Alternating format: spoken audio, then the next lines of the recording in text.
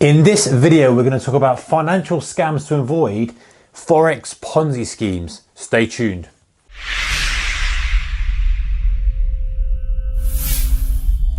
Hey traders, a very warm welcome to you. Okay, so if this saves one or two people, this is great because these things are becoming a lot more prevalent. Now I want to talk specifically about Forex Ponzi schemes as opposed to generic Ponzi schemes all about Bernie Madoff, but Forex Ponzi schemes are actually more common than you think because a lot of people feel embarrassed that they've lost money to them. So what are they?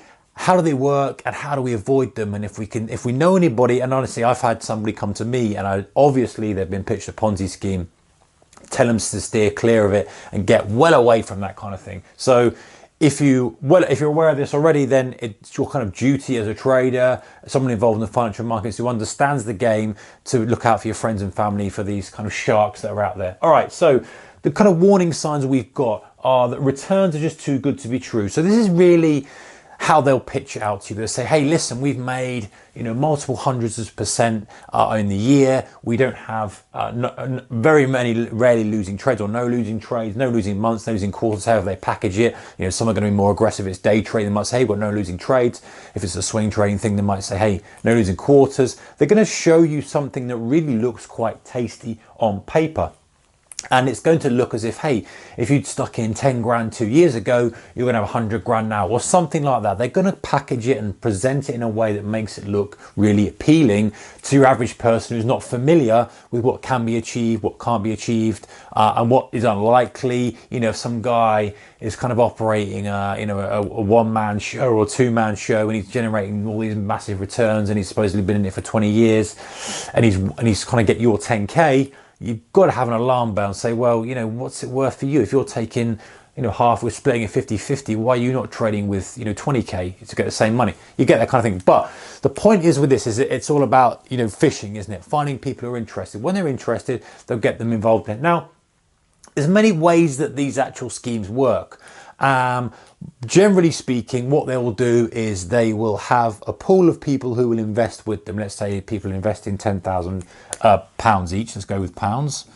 They're going to put 10K in each and they're going to get a total of, let's say 100K. And they're going to say, right, you know what? You've got to keep it with us for a certain period of time because this lockup period where we've got to be careful of that because they need it to kind of get the scam evolved. So they get 100K from 10 different people. They go along and these are kind of the first tier investors, if you like, the first people into the game, the first level. And then they'll chug along and maybe there's different variances of this. A lot of people, actually, I've found when I've done some research on these Forex Ponzi schemes, they think they can trade profitably and they get themselves in a mess. Maybe some of them go out to commit fraud actually intentionally, and I think some others fall into it. But ultimately, it's the same thing. They're trading money under the guise that they're going to make that person money. And what happens is they lose money. And so they go, what do I do now? They will then solicit more funds. So they solicit a second level of funds. And obviously this is not set in structure. They will constantly be soliciting for funds. And let's say now they manage to get another couple of $100 grand from some more unsuspecting people.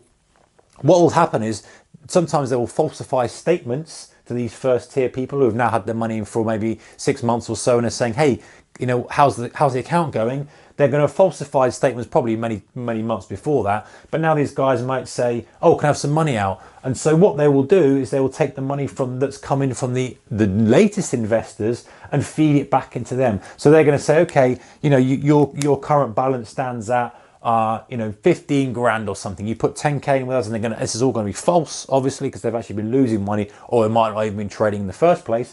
They say, oh, you got 15 grand, do you want to take out a couple of grand just to, go on holiday or whatever it may be? You can do that. We'll allow you to do that. I recommend keeping the rest in because you're going to grow it. And people are saying, yeah, that sounds great. Send me my 2K. So they're going to send 2K back. It's going to go back to the first tier investors and it goes on. I mean, those numbers are just plucking out the top of my head. They could say, hey, I want my money back from it, just keep my initial in, or within the lockup period, they won't allow that, but they might say, hey, I want my profit back. The point is they're going to keep them dangling. They keep them dangling by giving them little tiny bits of money, falsifying account statements and just keeping this party going. Now, ultimately they may well pay off these guys. If this gets bigger and bigger and bigger, they might be able to pay off the early guys while still having money in and just really rotating the money like this. But generally these things will unravel because at some point in the chain someone says, hey, hang on a second, something doesn't smell right here. You know, we've had these great gains, I can't get my money out of it, you know, let me do a bit more digging. And then they maybe get in touch with other people who have invested in this Ponzi scheme, and they're all kind of saying, hey, your account statement is different to mine, why is this? And alarm bells ring, and then the whole thing unravels for them. And you know, generally this happens very, very often. And like I say, some people go out to intentionally commit fraud and they may not even be trading Forex. Some people go out and say, you know what, if I get 100K, maybe I'm going to make some money. And they lose money and they kind of say, oh, I'll get it back. I'll falsify my accounts, but like kind of Nick Leeson type of thing. He never intended to. He sort of got caught up in the thing. And once he started committing the fraud, it was game over. It was just a cycle.